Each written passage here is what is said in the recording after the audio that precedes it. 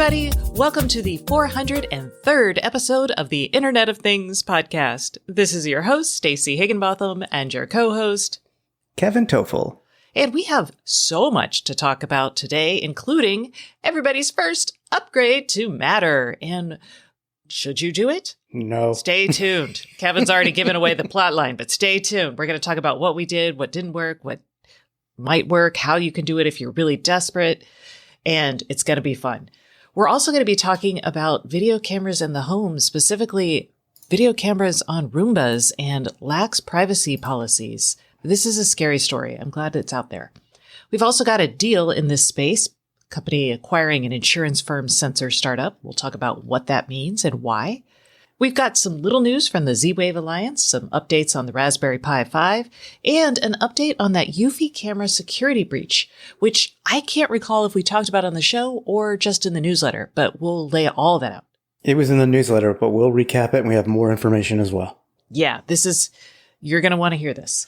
And for those of you who are like, you know what, I just don't have enough smart home hubs, our guest this week is going to be Stefan Wittkamp of Homey. Homey is a European company that is bringing in a privacy-centric smart home hub to the U.S., so we'll be talking to him about what the heck that is and means. We're also going to hear from our sponsor, Arm. And I should let y'all know that we're taking next week off, so there's not going to be a newsletter or a podcast next week, but we will be back on January 5th. We'll be coming to you from CES. Yay! So is that a paid holiday for us next week? Oh, hush. It is a paid holiday. I'm looking forward to going to Vegas so we can see each other. We haven't seen each other since March, and just roaming around the millions of square feet of gadgets and smart home stuff. I am super excited. I'm usually not excited about CES, but this year I'm excited. And one of the reasons we can go and share all of our thoughts and everything with you is because of our awesome sponsors, such as, like I mentioned, Arm, and another one of our sponsors, Silicon Labs. Silicon Labs is a leader in secure, intelligent wireless technology for a more connected world. Their integrated hardware and software platform, intuitive development tools, and robust support make them an ideal long-term partner in building advanced industrial, commercial, home, and life applications.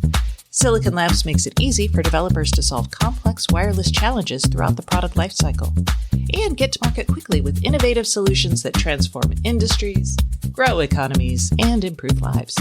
You can learn more at scilabs.com or just wander over there and say, thanks, Scilabs. All right.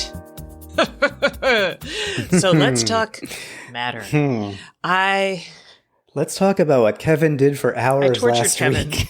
Let's just do a quick, maybe you've never encountered Matter. Maybe this is the first time you've heard this podcast, but we have been cheerleading the idea of Behind Matter, which is a smart home interoperability standard that lives at the application layer. It uses Wi-Fi or Thread to transfer data around the home. And the idea is for a select number of devices like light bulbs, certain sensors, televisions, smart speakers, thermostats, they'll have a basic set of commands that everything in that ecosystem can understand. So the light bulb will be like, I'm a light bulb. I can turn blue. I can turn red. I can dim. The thermostat's like, I'm a thermostat. I am on, off, people are here, and the temperature is this. So all of that used to be basically you had to do special programming to talk to these things. With Matter, everybody speaks the same language and they all understand that. And that took 3 years to get to. It was launched in December 2019. They thought it would take a year. We had the pandemic. Then we had like 500 companies decide they wanted to get behind this thing. So it was a lot. And in that 3 years, a lot has changed. The people behind Matter, and these are the biggest companies in the smart home world, they were very cautiously saying, hey guys, it may not be as awesome as you thought it would be. And we started hearing in this last year, things like, hey, it's going to be hard to add a lot of devices. Hey, you're still going to need apps. I know we said you wouldn't need them, but you are. A lot of things kind of shifted, including the whole smart home environment. Like many of us are like, devices talking to devices. We got that. But I still think this is a worthwhile thing. I still think it's important to have this kind of baseline functionality built into the industry because then you can build better things on top of it. But The full spec came out in October, formally launched in November, and we started seeing very limited rollouts last week with Eve and a couple weeks prior with SmartThings. I know that I was like, I have all these Matter controllers, but I don't have any end devices that speak Matter. So I really can't play with it. But Kevin did. And Kevin, what did you do first off? Sure. And I also want to just mention real quick to wrap up the benefits. From a consumer standpoint, the biggest benefit, and I'm already seeing it, and I'll explain what I mean by this, is that you don't have to go all in on a smart home ecosystem or platform by brand. So you mentioned Eve. Eve, up until now, has been solely making HomeKit compatible devices. So if you had a Google Home or Samsung SmartThings or Madame A Smart Home, you couldn't use the Eve products. However, with Matter and the Eve devices, some of them were upgraded last week or available to be upgraded last week. I am currently using a Google Home display, the Nest Hub second generation, to control an Eve Energy Smart Plug, which was impossible without Matter. It is. I'm really excited because the Eve makes great stuff, and I'm excited to have that in my life. Absolutely. Eventually, you're going to have a wider range of devices to choose from instead of being locked into a brand, for example, or a platform. However, getting there, as Stacey just mentioned, has taken 3 years, and we're not there just yet, based on my experience. So I upgraded the firmware on 2 of my Eve devices, the Eve Energy Smart Plug and the Eve Motion Sensor. And to do that, I needed a beta version of the Eve app. I needed my Apple Home app. I needed an Android phone, which I happen to have a Google Pixel 7 that Google has loaned me. And I also needed a Matter controller, which in this case I used the Google Nest Hub, the second gen Nest Hub. I needed all that to do this. And even with all the right pieces in place, wow, is it clunky and time consuming. Now, I'm not going to apologize, but I am going to say this is constantly changing. There will be more software updates and more firmware updates and other changes. This could change tomorrow. It could be an awesome process tomorrow. Today, it is not. I spent roughly 2.5 hours just getting those 2 devices upgraded and working. And it was very frustrating because even following the instructions, which weren't bad, it still wasn't working. And I it wasn't until I did something on my own, that was to actually try using the Google Home app to connect to the Eve device. And I didn't even know if it would work, but it wasn't working with my Apple Home app, which previously it did. But once you upgrade from a HomeKit device to a Matter device, it's on Matter. It's not a HomeKit device anymore, so to speak. You even get a new QR code. Every single Matter device will have a unique QR code to scan to onboard it. That's a bit of a pain because any devices that have QR codes now, they already have the QR code on the device and or in the box or on the documentation. Okay, so that's going to come, but that'll change with all the new devices coming out. But yes, that is worth noting that your old QR code. Yes, because now I have to keep in my cloud photos, all these QR codes for devices that I'm upgrading. You're right. For new devices, they'll have their own Matter code and it won't be an issue. But if you transition from something that's QR code based to Matter now, you're going to have to manage those. Cause I'm like, what if I lose this? What if I, deactivate the device and move and now I need to reactivate it? I need that QR code and I don't have a physical copy of it. Boo. So that's a hassle. Boo. I agree. But again, that's for the transition. So, okay, that's fine. Oh, wait, by the way, I will say this is a pro tip I give to everybody. I have file folders with all of my QR codes for my devices, and I just stick them in there and I hand label underneath. This is my Nest Cam. This is my this. And it's kind of clunky, but it's the best way that I found to keep them. So this obviously will break with Matter, but go on. Yes. You should do that. And we've mentioned the controller app for iOS, which is like a HomeKit type application, third party. They actually have a way to store your QR codes in that app. So if you're HomeKit, you may want to look at controller for that reason, or you can just do what Stacey and I do. We save the photos somewhere secure and that way we have them. But yeah, I struggled and I was banging my head against the wall because the Eve products would not reconnect to my HomeKit environment or my Apple Home app. And I was really actually kind of upset because I basically lost the devices. They disappeared from HomeKit. They did not exist anymore. So using the Android version of Google Home, and that was not a beta version, that was the available version. There is something in there when you set up new devices for Matter, and you tap it and it says, hey, let me scan the QR code. I'm like, oh, okay, let's give it a try. And it worked. So eventually I got there. I even had to factory reset the Eve Smart Plug once or twice. I mean, it was just not seamless. And when you update your Eve devices, there is no going back. So if you want to embark on this process, once you've updated them to work with Matter, that reformats their firmware. So that's it, babes. Yeah, but I mean, hey, if you want a Matter device, you're going to get it. You're just never going back, That's the thing. That's why at the very beginning of the show, when you said, should we do it? Should you do it? No, I don't think most people should do it. I'm glad I did it. And I'm also glad to see that over at The Verge, JP did the same thing a couple days after I did. I mean, the story was almost identical. And I'm saying that not because I'm saying she copied my story, because she didn't. She went through the same process with the same devices. And I'm glad she did, because she replicated the same problems and the same, frustrations. So it's not just me. We saw Jimmy Hawkins on Twitter tried it. He was having problems.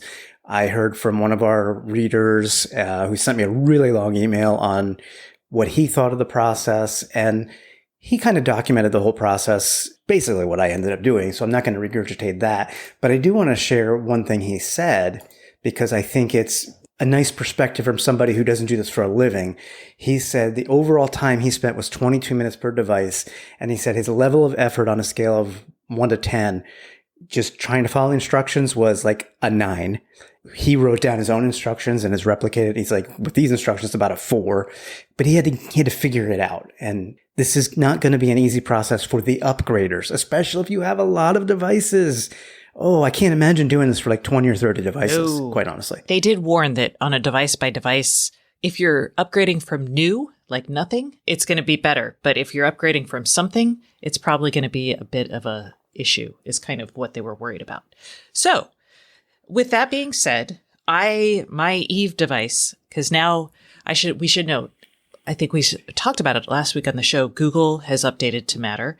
Amazon on Monday of this week said that they had updated 17 of their Echo devices to Matter.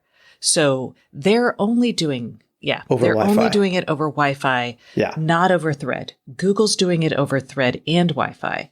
So with Amazon, you're only going to do Matter over Wi-Fi with plugs, bulbs, and switches, and they'll add more functionality. And it's also only using Android devices. They're going to roll this out slowly because they're like, they're basically like, we don't want to upset all of our users. We want to see how to make it easy, blah, blah, blah. And that makes sense given Kevin's experience. And how has it been working? Because now you've had Matter working for a week.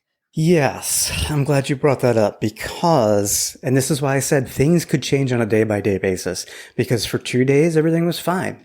And then none of my controllers, my phones or the Nest Hub, could see the Eve Smart Plug. It just, and it was like down for a day, and our Christmas tree didn't get lit. I had to go over there and press the button. I know, first world problems, right? I get it. But, it's not working as expected is the point. I have since gotten functionality back, but currently, I just checked right before the show. I still can't access it on my iPhone. Just says it's not responding. I did do a voice command to turn the Christmas tree on, and that did work. I have automations for the Christmas tree. That didn't work. Okay, I was like, are your automations in Apple? So this is a good note for Apple users. That's correct. Maybe correct. Wait. Yes.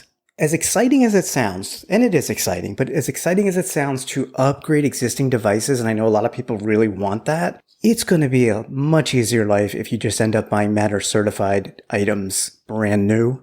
I'm not saying go re-outfit your entire smart home. If you've got something that you put money into and it can be upgraded, by all means, give it a shot. I would still wait because this is just changing. I mean, obviously this isn't working as designed. I submitted feedback to the Eve folks. I'm sure JP did. I know everybody in the beta test is. So they're going to tweak, and Google's going to tweak, and Amazon and Apple, they're going to tweak. So just keep in mind that right now it's not ideal. And I'm actually getting the Eve Energy, and I will try to update I was going to do it next week. Maybe I should wait a little longer to see if they put out any updates. This is a question. It would not surprise me if they did. We'll see. Not next week because we won't be here, but the week after that, maybe I'll have like good news. But we'll keep on this because we've obviously been excited about Matter. And I'm still excited about Matter, but this is the growing pains. And I think next year will be the year. Look at it this way. When it's working, because it's working great with Google right now by comparison to Apple. I could only use Apple before. I think it's just amazing. I was like running around the house. I grabbed my wife and like, look at this. I can turn the TV on with the Google Nest Hub. And she's like, oh, that is kind of cool. I'm like, yeah. So it's exciting. It's just not bulletproof yet. All right. Let's talk about, Roomba and data and bad policies. And I'm just going to go with pure carelessness. So there's a story in MIT Technology Review, and it's a good story. It's talking about, for those of y'all who may not know, your Roomba device has a camera, and it's designed to look up towards the ceiling. So it understands, like, am I under a table, a couch? Am I out in the open? It's designed to help the Roomba understand where it is in time and space. I mean, I'm familiar with Roomba. I've talked to their CEO, Colin Angle, about privacy and how they think about it. I do think Roomba really is trying to be fairly privacy centric. I'll also say that Amazon said that they were going to iRobot, the company behind Roomba, earlier this year, a couple months back. That deal is still pending. The FTC was a little concerned about it, and I think they're right to be.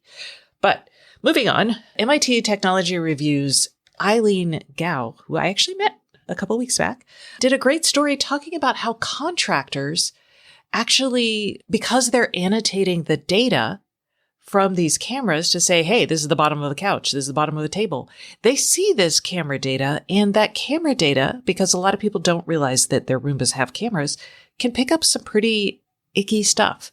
Specifically, the ickiest is probably a young lady sitting on the toilet. I would not want any images of me sitting on the toilet. And I don't think a lot of consumers are aware that, like, I think there are probably few consumers who are like, the bathroom, that is the place where I want a video camera, right? So I think, one, there's an issue like, people may not be aware their Roombas have cameras. And two, Roomba did not have good enough policies in place for protecting this data that does get taken and sent to people for annotation, for building better algorithms, basically. So they didn't have the policies in place. So what happened is people were screenshotting this data and then sharing it in their own private groups. Now, this is kind of one of my bigger fears. I'm less worried about people hacking my cameras. I'm much more worried about people inside companies abusing this information. And we saw this actually with Ring. Ring had people who were pulling up camera data in some Eastern European country that I cannot remember and taking a look at it. We also saw it with things like, remember when Uber would like show off their God mode to investors and be like, here's Beyonce in an Uber right now. There's always going to be people who have access to this data and don't maybe have the ethical chops to use it wisely. These Roombas are being used for the right purposes. Like the people who were using the Roombas were gathering the images and then so they can annotate what's in the images to help with the machine learning. But the images of like the private images, they should have just been wiped right away and not sent on to the AI company that Roomba's working with. I think it's called Scale AI. How do they know? I mean, this is a legit issue. They bring it over to people to check the annotation. So what's happening is Roomba takes a first pass and is like, is this, or this? So the question then becomes, if there's a person in the image, that they automatically dump it, because sometimes they're still going to get people in some of the images. I mean, people are like, in an ideal world, you want people as part of your QA. You really do, because people see things that computers don't. And they're like, oh, you just want. Yeah. So how do we? I don't necessarily say technology is the solution to every problem, because it's not. But in this case, I think it could be, in that the Roomba knows what room it's in if it's been mapping out a house. So what I'm saying is, as a user, and granted, these were not like end users of the Roombas. These were specifically contracted to gather data in their own environments, right? But as an end user, I want the ability to say, if you clean the floor in the bathroom, which I never let my Roomba do anyway, turn your camera off. communicate that with your end users so because I also think having end users be aware that there is a camera is probably relevant. And then that too. I should also say, so iRobot's response to this story, I think, was pretty good. They said that the images that MIT Technology Review got were actually shared in violation of their written non-disclosure agreement between iRobot and Scale AI. And then they also said they terminated that relationship. So in some sense, that's kind of all they can do, right? Somebody has performed poorly and done something wrong. So now, could they do more checks, like make sure these computers where this annotation is happening doesn't have internet access? Maybe. Maybe that's the way you do it. You send people like physical files in a locked computer. I mean, people can still take screenshots. I'm like, do you treat this like you treat like CIA level spy material? I don't know. That I don't know either. I kind of wish the Roomba app, because, I was just looking at it, like I can see where it's clean and all that. I'd like to be able to review the video data personally, but there's no option to do so. So that's an interesting, because Amazon lets you, and Google now lets you like delete your utterances, see what they were and delete them. So it's possible that Roomba could do that. That's a lot of data that's getting sent to the cloud, but Roomba is storing it. So letting people access it even for like a month might be interesting. And the point of this story, and I really want to drive this home because this is something that we talk about, and Eileen did a really good job explaining this in a way that I probably don't. She wrote, together, the images reveal a whole data supply chain and new points where personal information could leak out that few consumers are even aware of. And I think that is really crucial because we have talked about it with, data going to Amazon for annotation. In ways, I mean, that's how this stuff works. And you and I know that, Kevin, right? We expect that sort of thing to happen, but a lot of people don't. Add to this, a lot of people don't understand what sensors are on their devices. And that's an issue. And here's where I will point to a potential for mitigation. The White House is looking at a cybersecurity label. They want to release it next year, sometime in spring. As part of that, the White House has been very focused on cybersecurity. I had hoped they would focus on privacy because they brought in a bunch of privacy experts. My sources say that's not going to be a focus now. I hope stories like this help drive the point home that we do need that kind of privacy focus. And one of the things that the privacy advocates are asking for is on that cybersecurity label, the consumer sees a list of sensors on the device and what happens to that data. So in a sense, it exposes some of that quote unquote data supply chain, as well as the mechanisms on every connected device that take data. Is everyone going to want to read that? No. Is it an important step? 100%. Absolutely. Honestly, I didn't realize that my Roomba had a camera. We have talked about it on the show. Yeah, I thought certain models did. That's true. Certain models do. The more advanced models definitely do. The older models do not have a camera. I don't want to have this conversation with my wife. That's all. Oh, yeah. Barbara's not going to be thrilled. No. Think of all the nose hair pics they must get. Ooh. Okay. So with this in mind, I'm going to say this is one of those we need to talk about it. I also will say with the cybersecurity label, if they added privacy, that would be amazeballs because there's going to be an education effort associated with that because obviously you can't introduce this kind of new label without education. And then consumers would be much more aware of all of this happening in the background. And you would have professional marketers trying to explain this to them that are not beholden to companies that would probably rather keep this quiet. All right, so that's enough about grim reality of smart home devices that we still haven't reckoned with yet. Let's talk about smart home and insurance. Yay! Stacey's favorite. I do. Next to chips. Right next to chips. It's insurance in the smart home. Pepper IoT, which is a company that's kind of like Tuya or Ayla. They provide cloud services, application design. They provide a back end for companies like device makers that want to build smart home devices and for companies that want to build like a whole connected home platform. They have been around forever. I have known them almost as long as I have covered the Internet of Things, and they have just purchased Notion, which used to be owned by Comcast. Notion provides sensors for the insurance industry. We just last week in the newsletter. I thought when you said Notion, I thought of the Notion Tools for Thought software, and I'm like, why did they buy that different Notion? but it's not. They're totally different Notion. Notion is a company that makes sensors, and they're like all-in-one sensors. So they measure temperature, motion, humidity. They have a little microphone so they can hear when a smoke alarm goes off, that sort of thing. They're very neat. We just wrote about an insurance company signing a deal with them. The insurance company sends their policyholders 5 Notion sensors for a certain amount, and then they get a 15% discount on their policy. These sorts of deals are becoming more common. Comcast actually purchased Notion back in February of 2020. And they did it because Comcast was like, insurance companies could really get into the smart home. I like this. It turns out that Comcast it was a little too far afield for them. So they sold this to Pepper this week. Financial terms were not disclosed, unfortunately.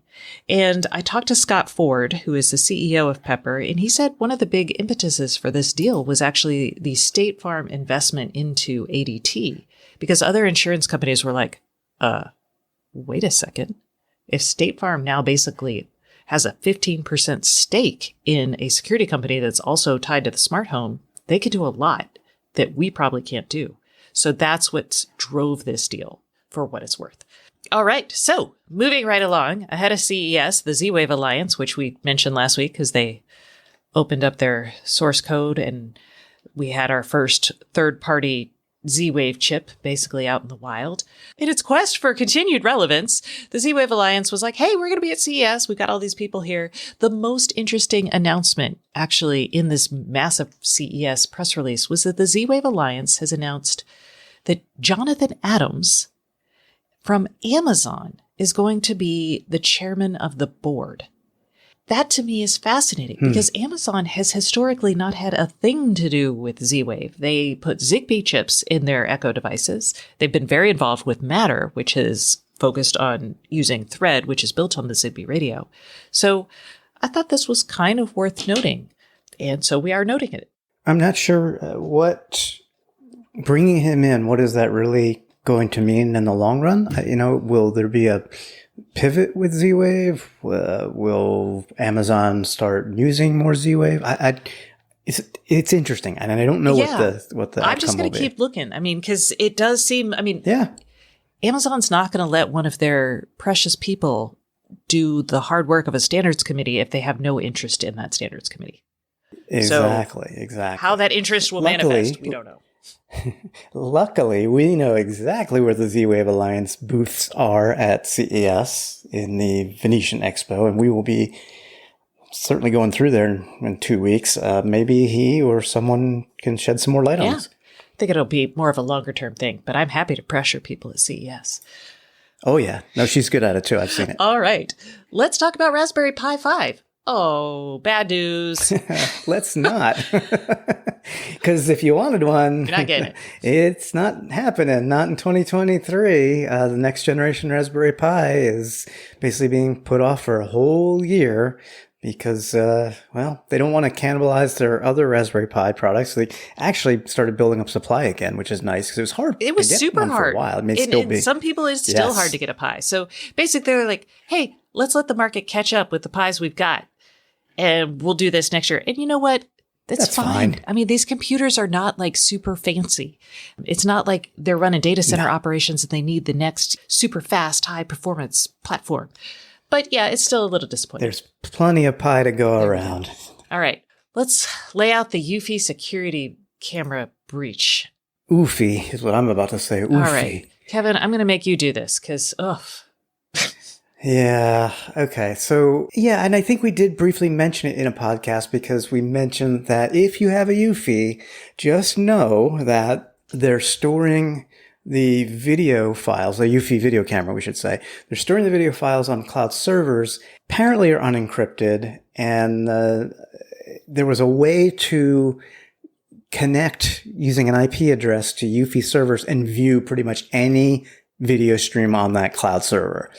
You had to have a non-validated token. So you had to have a password, and it also requires your serial number from your Eufy device. It did, yes. And I mean, you had to have the serial number encoded in base64, but it's certainly easy to go online and encode or decode anything and so on.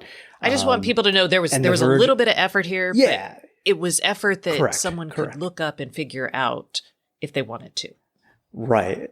And that effort was replicated by folks at The Verge, even though Eufy at the time said, no, it's not possible. Nobody could look at these videos. And then The Verge did it with 2 different accounts, quite honestly. And so they started pushing back on Eufy. And now Eufy is kind of like, well, okay, yeah, it's possible, but they're not really taking full responsibility for this, and they're not doing what they need to be doing. At first, they lied. They lied to the media who said, we see this, and the security researchers. They stopped lying. Instead, they have now gone back and changed some of their privacy policies and its statements on its own forums. This was just this week.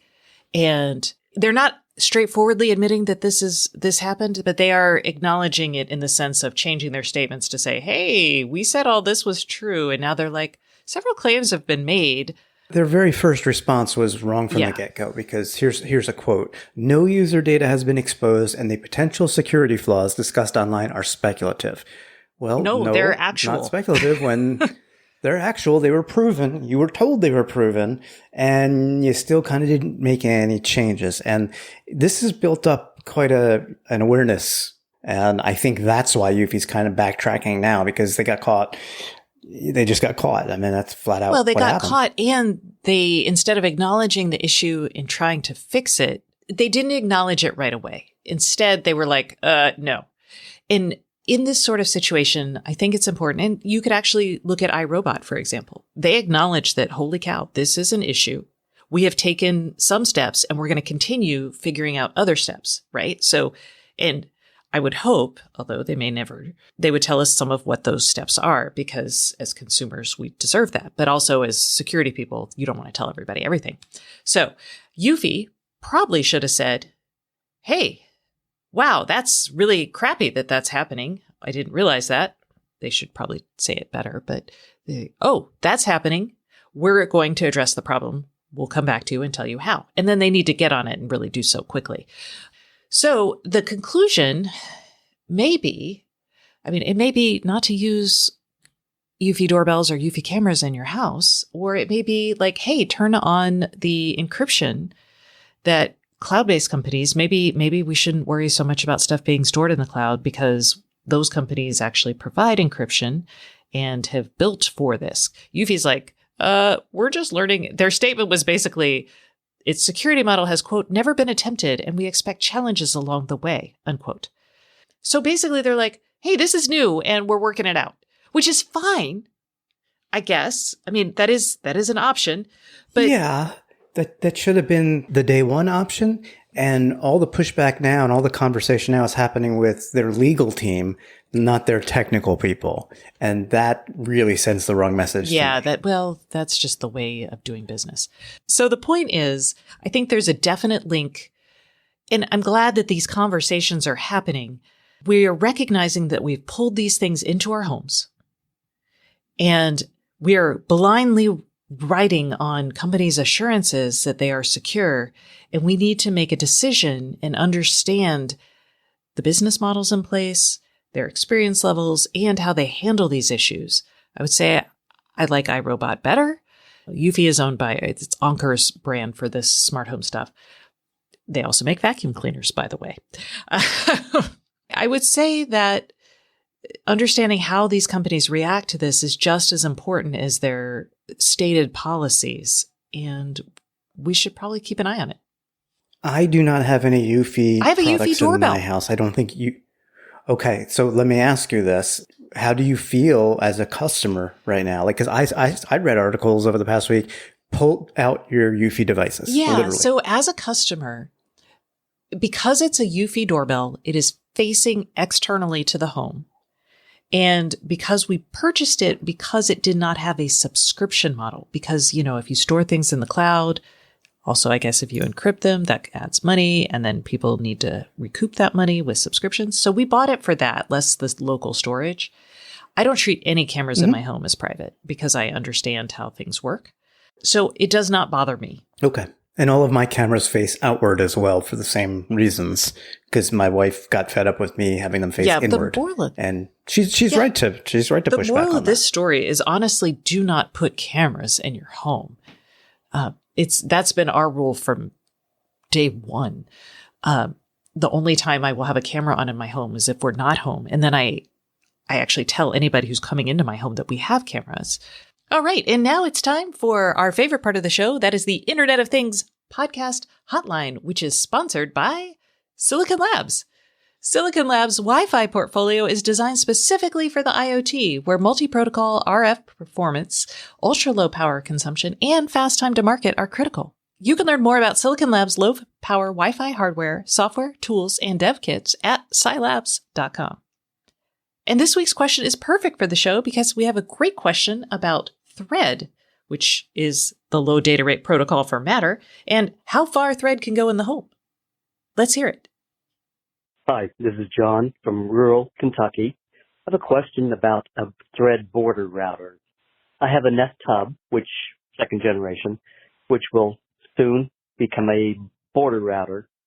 If it is in the second floor east end of my house, and I have a Matter compliant device on the first floor at the west end of the house with a dozen walls between it, do they communicate with each other? Does it communicate over the mesh Wi-Fi system in the house? Or does the Matter device have to be within 15, 20 feet of the Thread border router? Thanks very much. Love the show. All right, John. I reached out to the Thread group because I was like, they're going to know. And they sort of did. Sort of. It took a couple of attempts to get the meat of the answer. So because Thread is built on the Zigbee radio protocol, it's going to function much like your Zigbee devices. And if you have Zigbee devices in your home, you know that they function best as a mesh network. And you also know that if you have your hub too far away from your Zigbee end device, that it won't work. And the question becomes, well, what is too far? And the answer is, it's complicated. When it comes to devices, if it's a plugged-in device, it's going to be able to, I'm going to call it shout louder to be heard. Its wireless signal will function at more dBs. So its transmissions will go the distance. They'll go farther. But on a battery-powered one, it takes a lot of power to shout so loudly. So those may not go as far. It also includes things like antenna design. Better antennas, your signal goes further. You tend to put better antennas into higher-end hubs and higher-end devices. So in your case specifically, that's a big distance. And I don't know, like in my home, when I was running Zigbee radios and I would only, like the initial Zigbee device that I plugged in, I tended to get probably 2 to 3 rooms or one floor if it was kind of right on top of the floor. But one floor across the house, that feels like you're probably going to need some other devices to be a part of your mesh for that to work. Or you're going to have to move the end node or the hub a little closer. And I would also add that I started seeing Thread issues, connectivity issues, when I had the Thread device, the Eve Smart Plug, for example, which is a plugged-in device at the front of my home, and the Google Nest Hub at the back of the home, which was roughly 40, maybe 45 feet. So with like 3 rooms across, not many walls in place because it's a pretty open floor plan. So I actually moved the Google Nest Hub to the middle of the house, and the connectivity for Thread now seems much better. Obviously, it's a mesh network. The more devices you add, it's going to expand the range of coverage. But I wouldn't like put 3 devices at one end of the house and 3 all the way at the other. I would plan them out to be spread out from room to room to room if possible. I mean, that's where you're going to get the biggest bang for buck when it comes to the mesh networking on Thread devices. All right, John, thank you for your question. And remember, if you would like to give us a call and ask us a question, you can at 512-623-7424, and you will be entered to win a Flick hub and 3 Flick buttons. Woo! All right, that concludes this segment of the show, but please stay tuned for our guest, Stefan Wittkamp of Homey. It is a European smart home hub provider, and we're going to be talking about its privacy-centric hub, IoT business models, and Matter. But first, a message from our sponsor. This week's sponsor is Arm. Hey everyone, we are taking a quick break from the Internet of Things podcast for a message from our sponsor. And this week's sponsor is ARM. And I have Mary Benyon here, who is Director of IoT and AI Ecosystems at ARM. Hello, Mary. How are you today? Hey, I'm great. Thanks for having me. Excellent. So, Mary, what is ARM doing in the IoT? ARM is focused on empowering our partner and our software developer ecosystem to thrive and excel in unlocking the opportunities of the IoT. We're focusing our efforts on three key areas. Firstly, ARM has the largest computational footprint on the planet. Our partners shipped over 29 billion ARM-based chips in 2021. Around 70% of these were designed for IoT and embedded applications. This computational footprint is rapidly evolving to match the AI workloads of tomorrow. Secondly, we believe innovative software development is key to the next phase of IoT. So we're focused on enabling developers through offerings like ARM Virtual Hardware. And finally, we're committed to the standardization initiatives driving the advancement of the IoT. And let's talk about AI on the edge. What are some benefits of AI on the edge? Well, AI on the edge is more secure. It enables devices to run efficiently without constant network connectivity, which importantly not only addresses privacy issues, but is also cost-effective and is much more energy efficient than its cloud-based cousins. We see AI on the edge impacting many sectors already today, including smart homes and cities, industrial, healthcare, and wearables. In fact, I've got my wearable on right now, looking at my heart rate, and I'm clocking it at a cool 70 BPM. Excellent. And how does ARM work with its partners to nurture and grow the AI ecosystem? Machine learning is an important part of most modern IoT use cases, and it's evolving rapidly. You can keep up to date with what's going on by working directly with our partners. ARM's AI and IoT partner programs educate the world on the latest trends and technologies. We've created these programs and channels to give people a place to start and to help connect our customers and partners working across the ARM ecosystem. Sounds great. So where can I go to find out more? To learn more about ARM's partner programs, visit arm.com/partners. Plus, if you're interested in the latest AI and IoT technology trends, register for the ARM Tech Talk series at arm.com/Tech Talks.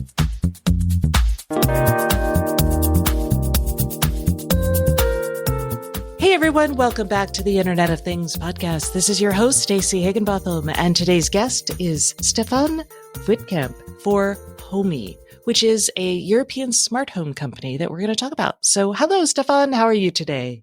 Hey, hello, Stacey. It's great to be here, and I'm doing very well. Thank you. Excellent. All right. So I feel like first up, we should talk about Homey. What is it? So basically, you can see Homey as some sort of operating system for your smart home. We want to tie and unify all your smart home devices together. So that's independent of brand and independent of technology, so that you as a user are able to control them all in one place, but also to monitor them all, to automate and get insights about your home's behavior. So it's really all the aspects that come with smart home and all the devices in it. So I've done that in a number of ways. We have had a relatively powerful smart home hub, Homey Pro, on the market in Europe for the past 6 years now. And it really is like a sort of mini server in your home with 6 different wireless technologies, and it really ties together your whole smart home. But what we also have is basically a cloud derivative of that, which is a service that runs in the cloud that allows you to onboard without having to buy into a powerful hub, and that unifies cloud-connected devices and can be extended with a low-cost hub, Homey Bridge, for local connectivity, for instance, over Zigbee, over Z-Wave, or over infrared, for instance, for your older television. And the big key difference that I want to emphasize for y'all about Homey is, well, there's actually two for our US readers. One, y'all are a European company. So is Homey available in other parts of the world? So the Homey Pro hub that we have been featuring was mostly available in Europe. It was also available in Singapore and Australia, but really in selected territories. That was also tied because it was so tied to that hardware, and the hardware wasn't really made multi-region. Some of the IoT hardware, including Z-Wave, have different radio standards per region, basically. However, we just announced a new generation of Homey Pro, and that's also coming to the US. Our cloud service is also available in the US, and Homey Bridge as well. Those are still in beta at the moment, but will go basically live and in retail in the first quarter of 2023. So that's almost now. So actually, this will also mark our entrance really into the United States market with both of our product lines. Y'all are launching your second generation Homey Pro at CES. What has changed between that and the first generation? Yeah, that's a very good question. And a lot of things have changed. One of the most important for us, and especially for your US listeners and readers, is that it has been built on a multi-region antenna design, which is a very long word to say that basically it can switch between Z-Wave region, and therefore also a US version is available. And it can be used in the US as well, instead of just in Europe and some other territories. But if you look at the previous generation Homey Pro, we kept the price the same and the idea the same of unifying all your smart home devices in one place. But the physical design is different. So it has a more modern design it still has an RGB LED ring, which we really love, but it's become a lot more sleek. And what we did is basically we upgraded all the wireless technologies. So there's new chipsets for Zigbee and Z-Wave, the range is better, and we added official support for Matter, which is coming in the second quarter of 2023. And there's a radio in there that can also do Thread. So it can also act as a Thread router and can directly talk to Thread devices without the need for a border router in Matter networks, which is coming with a software update in Q3.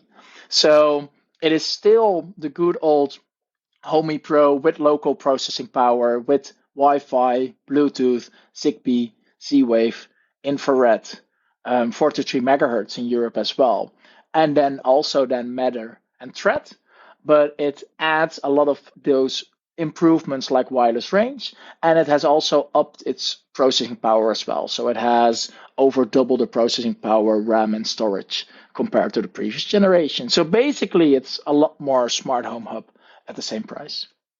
Awesome. All right. And the reason many of our audience will care about this is because y'all have a very dedicated privacy focus.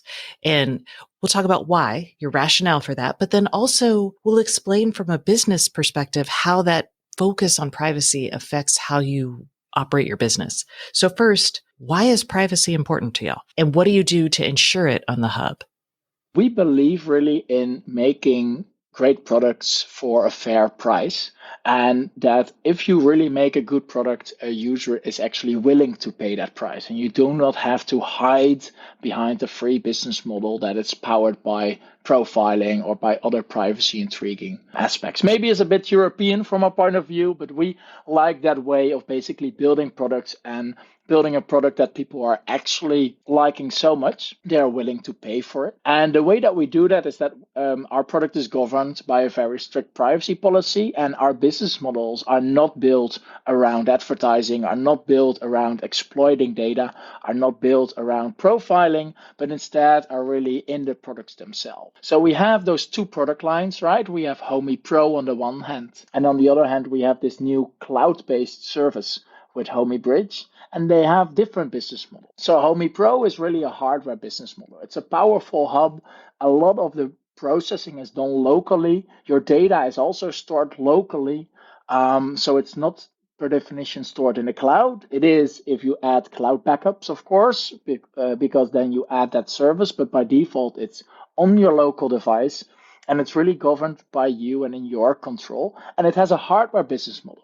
Right? It doesn't use that many cloud services, so it has a hardware business model where you pay $399 or euros if you're in Europe, but $399 you pay for the hub one time, and it includes all of basically our software development efforts into it, and also the fees that we make and the cost that we make for some cloud services like our App Store connected to it. And then we have that other product line that is cloud-based. Obviously, there's more cloud services involved there and more costs for us as well, because the whole system runs in the cloud, everything gets processed there. So if an automation runs in your home, there's traffic there. So what we did there is we keep it free for everyone to start around with or play around with. So up until 5 connected devices, it's free to use. But if you really want to use it seriously and want to access some of the more advanced features or connect more than 5 devices, we ask $2.99 a month. We charge basically as a subscription, which we believe is a very fair price. So we're not charging $7.99 or $9.99, but we charge $3.99 for unlimited use of basically your smart home and to govern that. And because we do that and our business model is there, we can keep Homey Bridge very affordable because that universal hub is connected to the cloud system and doesn't have to have the same hardware markups that, for instance, Homey Pro has to have. And also, of course, it doesn't need the same processing power. So we're able to offer that at just $69. Whew, that is cheap. Okay. And let's talk about the costs associated with running a smart home hub or a smart home service, because I feel like a lot of people don't quite understand cloud costs, developer costs, over the like having to provide regular updates. So can you talk about your business costs and how that affects the pricing you charge? Yeah, that's a very interesting question. And I think from that also comes a lot of the things that you see happening in smart home with companies getting bankrupt, devices taking hostage sometimes because they're locked behind a paywall without notice. But also, some of the different business models that are out. Different from old hardware that you made once and then just shipped. Obviously, IoT connected devices have more ongoing costs, right? So every time there is a remote session or there's data going via the cloud or via cloud services, there are some packages being shared. Now, these are not huge amount of data. These are not Netflix streams. So they're not like megabytes per second, every second that you have to transfer, but it's some cost. It's keeping these services up. It's indeed also what you're saying, investing in software development to keep them secure, to keep them private, to update features, to maybe increase your user interface and make it a better experience to use. So all of these factors come into play, and you have to account for them somewhere. And what you have seen is that there's a couple of different business models that are being tried. One is really growing fast and then hoping to figure out a business model later on. It helps with growing fast because it allows you to price really aggressively. You've seen some hubs, but are smart home systems or smart home devices on the market that only add minimal margin basically on their costs and are therefore quite affordable and a very nice solution by the first look of it.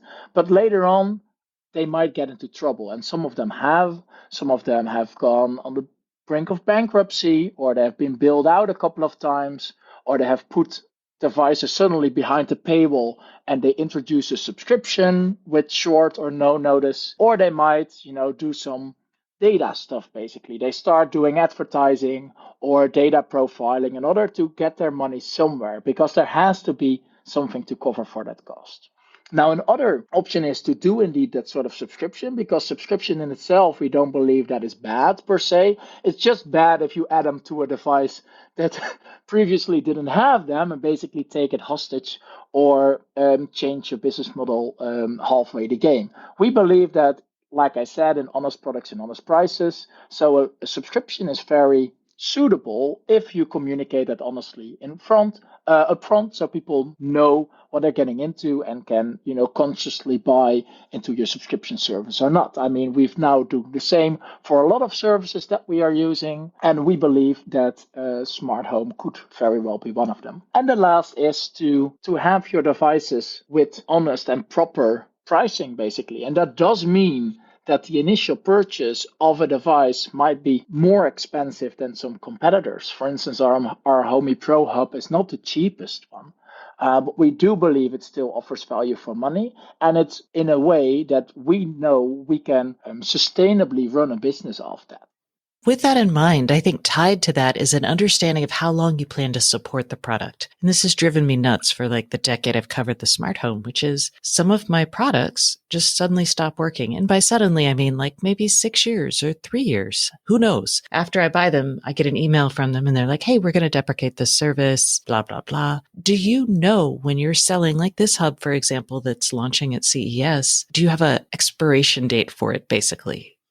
So to be honest, we don't. Also because, keeping a model longer in the business means that we don't have a new upfront hardware development cost, and we are able to sell the same product to probably new customers. Obviously, when the market is completely saturated, that changes. But, let's be honest, for smart home systems and smart home hubs, that is currently definitely not the case. When you look at phasing out products or planning for that, it does help that at least in some new European legislation, you are, as an IoT device manufacturer, required to state the minimum amount of months that you provide or years that you provide updates for. So we do have a commitment to, support our hub. I think officially we'd set it at minimal 3 or 4 years, that we will keep it updated, at least in terms of security updates, so that it doesn't become obsolete or unsupported or actually unsafe to hook up to your network or to the internet. However, in practice, we do expect that we will be able to support it much longer. If you look at our track record, our first devices hit the market from our Kickstarter campaign halfway 2016. So that is 6.5 years by now. And those devices still get updates. They not only get security updates, but actually they get all of the new functionality that we release, including, for instance, Advanced Flow that we just brought out for our Homey Pro series of devices, which they can access as well. We are in this indeed for the long haul, because we believe that in the end, by supporting products longer, you build a brand and you build a reputation that people actually like and love and dare to buy into. It's, I think, a little bit of a short-term versus long-term business. And we run this business more for the long term than we do it for the short term. And some other might make different decisions, also based on just the company structure or the way that what they want to build, because we know that there's so much that we can still build on our product, and we can still improve to create even better experiences in everything ranging smart home, from energy management, which is really hot right now with the energy crisis, and of course with our shift to renewables, to also onboarding and making it even friendlier for less technical people. There's a lot of things that we still want to build. So with your long-term vision, how did that dictate your choice of funding mechanisms? For example, I feel that venture capital funding pushes a company to expand cheaply to get as large of an audience to exploit data, for example. And I'd be curious to tie your business model to how y'all raised money and plan to build the company. Yeah, so we started raising money actually on Kickstarter. We were in university at the time. Obviously, we didn't have the money to build a hardware startup, because, software you can do with time, hardware you can really only do with money, because you do need, those first injection molds, setting up a product line, purchasing components, making prototypes. And of course, a Kickstarter could bring us both initial funds as well as validation. And after that, we raised a seed round in order to get funded properly and also make the move to retail. And from there on, actually, we've been self-sustaining. We have had a lot of talks with venture capitalists. Consumer hardware is always tough in the VC world, because most of them specialize in some sort of software or SaaS solution. And I don't believe VC money per se always pushes for either unsustainable business model or super quick growth, but they do have some sort of tendency towards that. And I think it has been popular for quite some time to at all costs grow and figure out the business model later, and it probably involves something with advertising.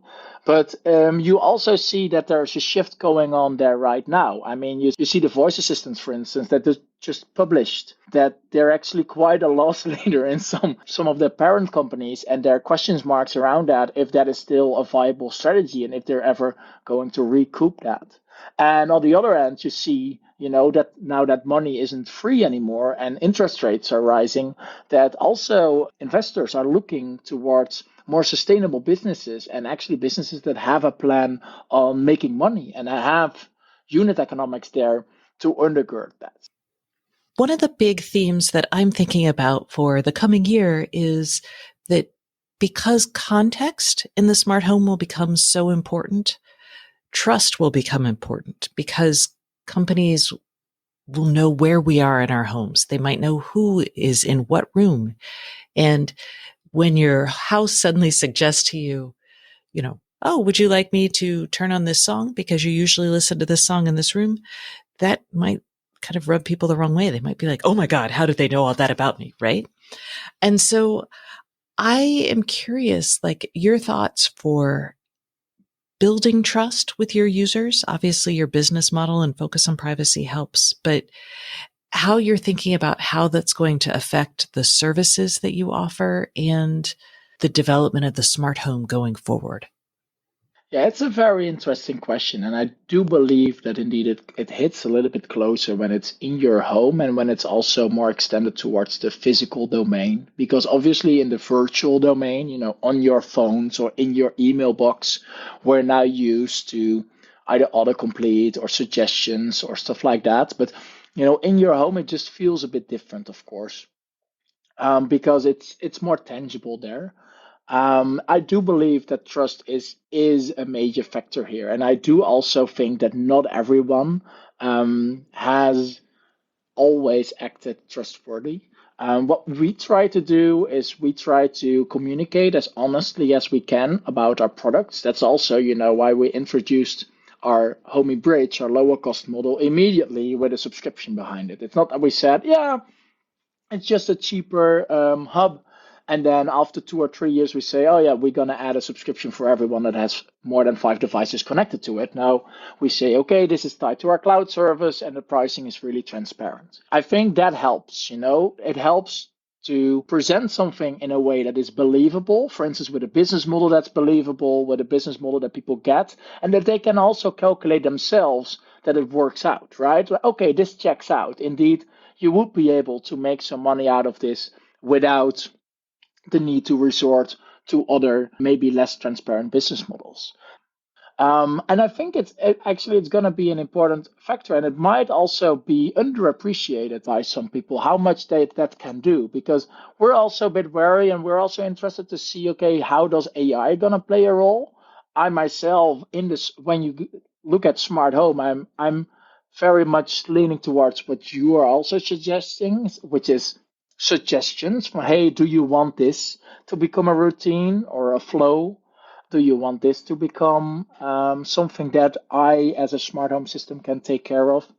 Because obviously, if the system just going to decide it's going to do some things, it might completely rub you the wrong way. So I do believe that there should be a balance there, and there should be really a trust in the system. Okay. Well, Stefan, thank you so much for coming on the show this week. I really appreciate it. Yeah, no problem. Happy to be here and love your show. So glad I could join you. And that concludes this week's episode of the Internet of Things podcast. Please join us next Thursday and don't forget to subscribe. And if you can't get enough IoT news, I would love for you to sign up at www.stacyoniot.com for our weekly IoT newsletter, where we explain all kinds of things that we don't even get to on the show. Once again, thank you for listening and please subscribe.